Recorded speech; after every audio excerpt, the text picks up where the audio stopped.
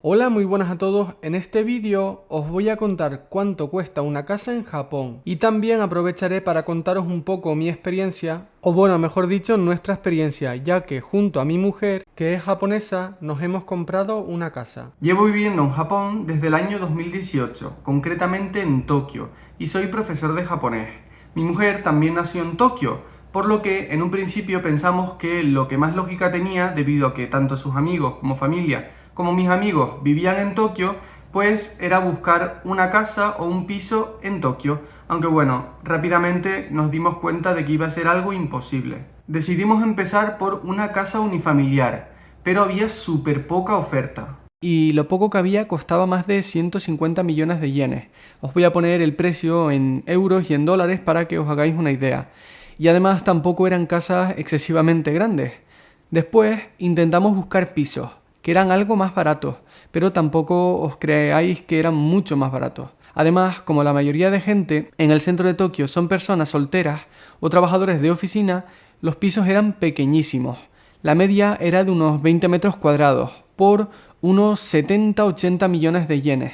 Si buscabas pisos un poquito más grandes, de 30-35 metros, pues ya pasaban los 100 millones. Después de eso, decidimos buscar en Tokio, pero en las afueras, pensando que al estar un poco más lejos, los precios bajarían. Y sí, mejoraron un poco, los pisos eran algo más grandes, ya no eran de 20 o 30 metros cuadrados, sino que encontrabas algunos de 50, 60 o incluso 70 metros cuadrados. Pero costaban 50, 60, 70 millones, seguían siendo algo caro para lo que ofrecían. Y las casas más de lo mismo, lo normal eran casas de unos 80, 90 metros cuadrados a unos 60 millones aproximadamente. Aún así se pasaba un poco de nuestro presupuesto, y aquí descubrimos algo bastante curioso.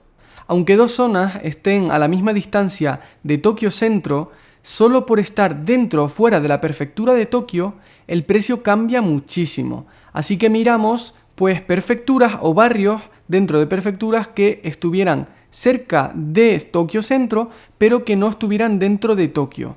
Y encontramos Kanagawa y Saitama.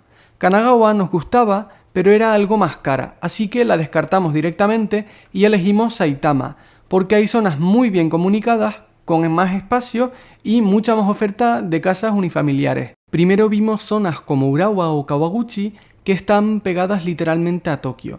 Los precios aquí ya bajaban bastante, rondaban los 40 o 50 millones, pero seguía siendo un pelín más caro de lo que queríamos pagar. Entonces decidimos buscar estaciones que estuvieran a 1 hora máximo del centro de Tokio y que no hiciera falta hacer transbordo. Además, que desde la casa hasta la estación no hubieran más de 10 minutos caminando y tampoco menos de 5 porque subiría el precio. Buscamos pues un punto medio y así llegamos a Kawagoe, que tiene un tren directo a Ikebukuro y buena conexión con Tokio. Y aquí sí, empezamos a ver casas ya de más de 100 metros cuadrados entre 25 y 45 millones. Además descubrí un detalle bastante importante y es que en Japón, aunque una casa sea nueva y no haya sido habitado nunca, si han pasado más de 6 meses desde que se construyó, ya no se considera nueva oficialmente y eso hace que baje bastante el precio. Y lo que hice fue filtrar por ese tipo de casas. Casas que eran totalmente nuevas, que no había residido nadie, pero que había pasado un poco más de 6 meses desde que fueron creadas. Y después de mucho buscar y de ir a ver varias viviendas, conseguimos comprar nuestra casa. La casa tiene 100 metros cuadrados, tiene espacio para 2 coches, 3 habitaciones, 2 baños y a 50 minutos del centro de Tokio, en tren directo, no tenemos que cambiar de tren. ¿Y cuánto pagamos? Pues pagamos 22 millones de yenes, que viene a ser una ganga, ¿vale? En mi zona lo normal es que cuesten de 30 millones hacia arriba, 30-35 millones, pero si buscas bien encuentras este tipo de oportunidades.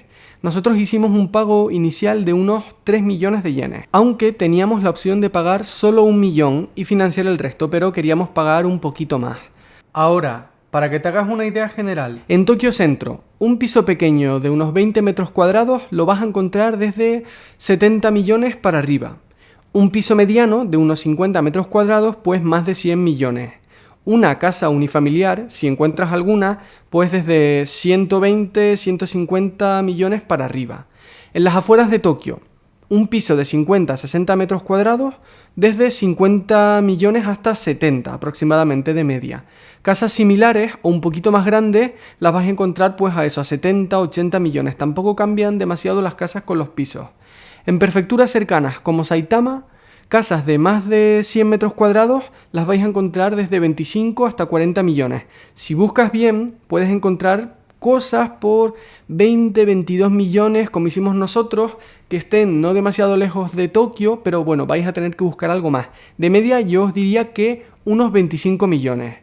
Un punto muy importante que aprendí en este proceso es que en Japón normalmente la casa suele valer bastante menos que el terreno. Y esto se debe a que normalmente las casas están hechas de madera y se construyen pensando en ser demolidas y reconstruidas cada 60 o 70 años. Por eso se devalúan muy rápido y no son tan interesantes a la hora de invertir, como pasa en otros países que sube bastante la vivienda. En Japón no, precisamente por esto, porque las casas son de madera. Si estás interesado en aprender japonés, en mi academia Ikigai Nihongo Academy tienes niveles desde lo más básico hasta avanzado y una lección de prueba para que la pruebes sin compromiso. Toda la información está en la web, te dejo el enlace en la descripción. Y también está el tema de la hakiya, que son las casas abandonadas, que seguro que habéis visto 1000 posts y vídeos sobre ellas. En Japón hay más de 8 millones. Y muchas se pueden conseguir por muy poco dinero e incluso gratis, pero suelen estar en zonas muy alejadas que no hay nada, literalmente no hay sitios donde trabajar. Bueno, si trabajas en remoto pues podrías ir a vivir ahí, pero es que la cosa es que tampoco hay supermercados ni hay nada, literalmente están en medio de la nada. Y además necesitan reformas muy importantes y también hay muchísimo papeleo de por medio, no es tan fácil como lo pintan.